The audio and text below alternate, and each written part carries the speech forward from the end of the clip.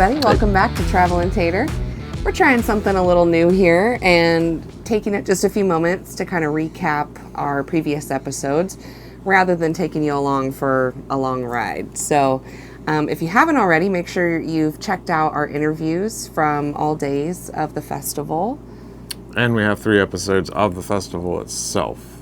Yeah, we had a lot of fun doing it. It was fun. That was first time I've had a media pass like that, Yeah. especially a concert of that magnitude. It was huge. Yeah, so shout out again to 93.7 The Bridge. Make sure you check them out. You can stream them online. We'll include the link in the description below as always. But, you know, big thanks to them because we had a great time just not only seeing all the performances, but of course having an opportunity to sit down with all of the bands that we did. So many: Drowning Pool, Saliva, Shakari. Sorry. Don't know why I said Shakira. Hips don't lie. You were thinking of Shakira. Lie. I was thinking of that. So enter Shakari. Enter Shakari. Sorry about that. That means hunter, by the way. Yeah. Was it like a Hindu word for that or something? It was a boat. A boat. Yeah. That's not in our interview because we asked better questions. Yeah, we did our research before, We did a lot of research. Yeah. And that was the thing. When we came in, we knew it was kind of important. We wanted to really try and nail this. So, I mean, we've watched so many interviews with these different bands trying to come up with questions. Yeah. And you know, some of the RV questions didn't hit so well, but, you know. That's all right. Still. We might have just caught them off guard, or I don't know. Maybe we caught a couple obviously of bands off guard, I think, with our questions. Yeah. Not to say they were bad. I think a lot of them were good questions. Yeah, for sure. Yeah. But it was cool. I mean, so we get there. First day, we go pick up our passes. Nobody's there.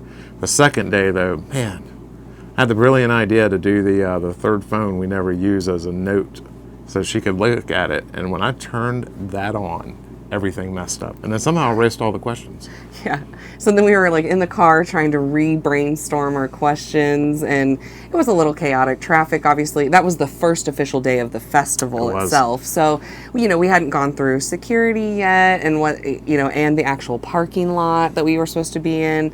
All that stuff was, you know, obviously new for us, and probably should have given ourselves a little bit more time. Well, we did, until I broke everything. Yeah, right. That did cause some panic. And we rush in, and the traffic lights around the place, they're timed and they're long. So the first day we didn't go the wrong way, but we went the long right way.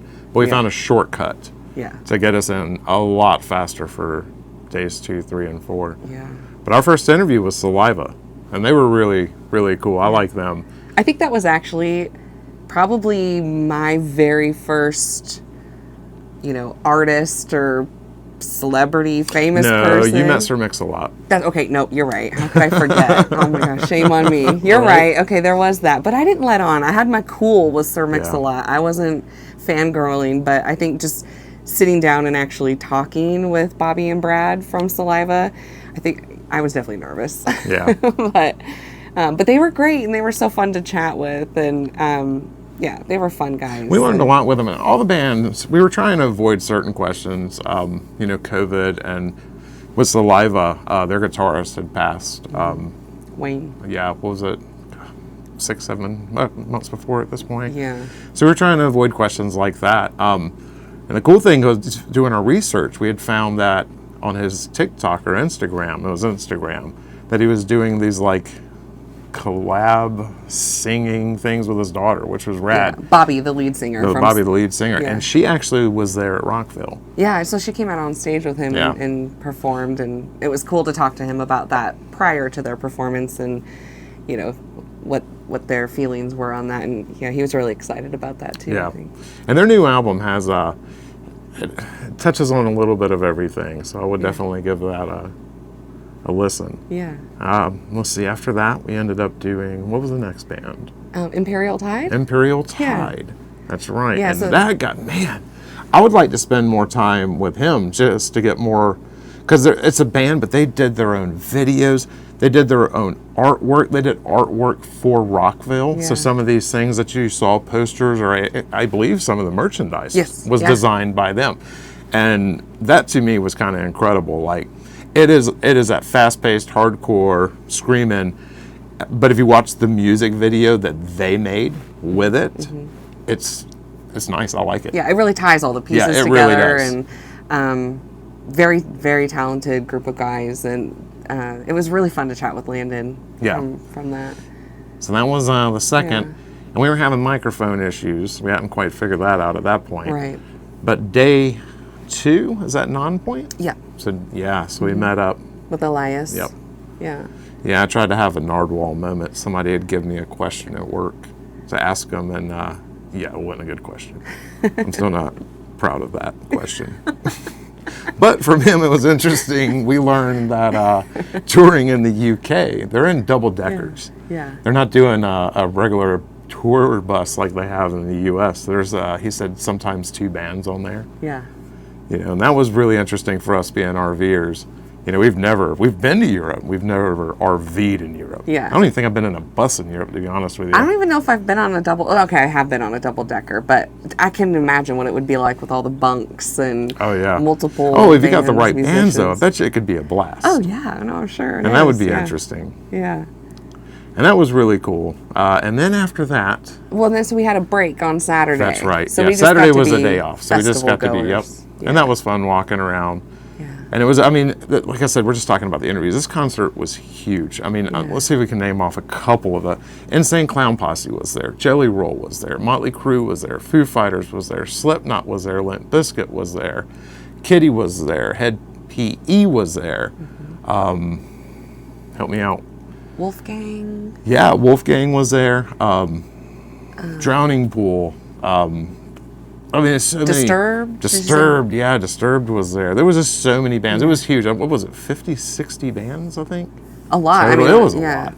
Constantly on, 5 different stages all throughout? Yeah, there was 5 different stages, yeah. So we actually finally got to go out and check all that out. Yeah. And then day 4. Day 4, we were just loaded. So we went straight to the media area because at this point, the concert's kicked off. There's tens of thousands of people there at night. And our path to get from the concert to the media area where our Jeep was at kept changing. And sometimes it was really easy to get by. Sometimes it wasn't. We had to backtrack and find another exit. Yeah. So we played it safe that day. We were already late one day and they had to move our Saliva interview back. So we didn't want that to happen again. So. Yeah. And then that day... Well, we technically made it on time, but we did. Skin of our teeth. Skin of our teeth. We needed to kind of gather ourselves. We were frazzled for sure. Yeah. And then our first interview that day was... I think it was Enter Shikari. It was Enter Shikari. You are 100% right. Now, that's a British band. And they're interesting. They're a little bit all over the place with the music. That's not techno. It's techno mixed with rock. Mixed with this, it's interesting. We like them. They were really cool. What was the Robin Rao? Robin Rao. I'm terrible with names. I got the memory. She does have the memory, but those guys were really cool. They were really fun to talk to, and they're experienced. They've been together for kind of like Drowning Pool or whatever. A long time, years and 20 years. I think it was over 20 years. So it was fun just to talk to them too about kind of the life cycle of their music and what still inspires them. Right. Then coming over to the States, because in the UK, they're a big band. Oh, yeah. They're number one on the charts. On the charts, yeah. So that was actually a privilege to kind of talk to them, and I like the accent. I always like talking to British people. Yeah. No, they were super fun to talk to. They were fun.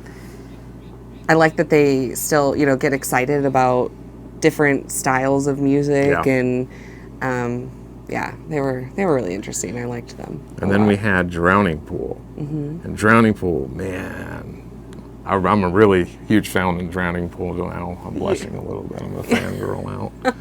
But they were cool, man. Yeah. They were really, really, really cool. We had so much fun with them, too. Again, obviously, every single band was great to talk to. Yeah. We appreciated their time, especially... We were new at this, doing interviews like that. But everybody was so gracious and kind and all of that. But I do feel like CJ and Ryan from Drowning Pool, I really didn't want that conversation to end. We could have talked to them for hours. And, they were cool. Between CJ is he's so energetic. Lots of energy. Yeah. And then Ryan is just... Sometimes you don't know if he's telling the truth or not. Not gonna lie, because he let us on a couple of times. Well, yeah, and then but he's so smooth, Yeah, it's exactly. It's like, wait a minute, am I getting hemmed up in some sort of joke? Yeah, totally. Because what was it he was saying? Something about going to the bridge plate at for 24 hours straight. Puff the Magic Dragon. Yeah. They're saying that's what got him into music. Yeah, you're right. Yeah. You're right. Yeah, so you couldn't. There was that and something else, but you got to watch the interview for the rest of it. Yeah. But they were cool, and then when he ended up doing a white tooth shot with them. Yeah. Which is a variation, I guess, from what they told us, Dimebag's black tooth shot. Yeah. So that was fun. So Sprite and vodka was the white tooth. Sprite and vodka. It was fun. After that, we had an interview with Straight Jacket. That was, once again, another cool group of guys. Yeah. Very young. COVID messed them up. They had to do this weird, like, guerrilla concert thing where they just would show up with an amp and a generator and their drums and stuff and try and throw a concert in California during a lockdown. Yeah. And that was really interesting. Unfortunately, though, the interview, we did not pick a good place to do we that. didn't even pick it. We didn't even pick it, though. It was, that was obviously a very busy day for just interviews in general. Yeah, like a lot of commotion going on. You know, and you only have a certain amount of time because, you know, people have schedules, obviously. Yep. And we were trying to respect that, but we just kind of got cornered into this, like, bench in the corner. It was windy. The people were walking by. Yeah. Some person even walked in front of the camera. And I had people talking to me. I started getting distracted with that. So I drifted. So we're probably going to put it up. I can't really figure out how to fix that. Yeah. So we still got that interview coming. But it was still really fun to chat with them. It was. And, they were cool. And they're just definitely Everybody blossoming. was cool. Yeah, of course. But, you know, they're just kind of getting their foot in the door there. It's fun to talk to the new bands because all this stuff that we're curious about that maybe some of the other bands are tired of, like maybe bus questions and things like that, they're all about talking about that because this is like day, 11 or whatever, for them. They're like, oh, wow, it's finally fresh. happened. Yeah. So that was cool. Yeah. Yeah, that was really cool too. And then we ended things with Return to Dust. Yeah, Return to Dust. Yeah. Once again, another young band. They told us who's making it big. I mean, they're on are. tour. They also have released their album we had talked to them not long after they had. And, they're really talented, and they were really really fun to talk to, just because I felt like they took the interview serious and and really wanted to expand on things, and I really enjoyed talking to them as well. Yeah, they're so new on this concert scene. They were telling us they quit their jobs. What was it? A couple of days before they got on the plane. Yeah, Friday before or whatever. To come to Jacksonville Daytona for the concert. Yeah. So it's just they're definitely in a shift of really pursuing their career, and it was fun to talk to them too. And the other cool thing that we just loved was, they definitely had their family kind of in the wings supporting them, and that was their first festival, happened to fall on Mother's Day, and so they had their moms over there in the corner, and I just thought, oh, what an awesome moment for them. Yeah, that is. Not everybody gets to do something like that. So that was a really neat thing to witness too. And then going to wrap it up, one of the things we did want to talk about was safety, to be honest with you. How great, all the staff were there too. We saw, I think it was the last night, somebody went down. We don't know why. Heat exhaustion. We don't know. Yeah. But it was easy. Somebody saw it. They ran over to the nearest vendor, said something to her. She immediately got on a walkie-talkie. People came out of the gate with lights and a flag to flag down the the paramedics. Yeah, the paramedic cart. Yeah. And it was just so easy to deal with. And this is, at this point, that was Slipknot playing. Yeah. There's 30,000, 40,000 people walking around, and it was no big deal. Yeah, very fast response, and so that's always good to see, especially, that's, I think, the point in general. We just thought the logistics of, that big of a festival, everything was really well organized. Nothing was really happening. It was safe, you know? Yeah, and despite it being super hot, I had heard a fellow concert goer say this was one of the hottest years he had ever seen at Rockville. So, and not a lot of opportunities for shade when you're on a speedway at Daytona International. So, I don't know. Just everything was organized really great. We really appreciated the response time from, the staff and especially the ones in the back, because we were newcomers and we had all kinds of questions. Yeah, and everybody was so kind about that too. And, we loved the food, and we had a great time. We had so much fun. We felt like celebrities ourselves. Yeah, it was really fun. And so thanks again to 93.7 The Bridge for allowing us to interview the bands and be able to go to Rockville. We had a great time. Yeah. But yeah, and so again, also, if you haven't checked out the interviews, make sure you hop over and give those a watch and a listen. Again, we had a lot of fun, and we were so grateful for everybody's time. And thanks for sticking around. Make sure you like and subscribe so you can follow along for future adventures. Yeah, and we'll see you again when we recap the Sea Turtle episode. Yep.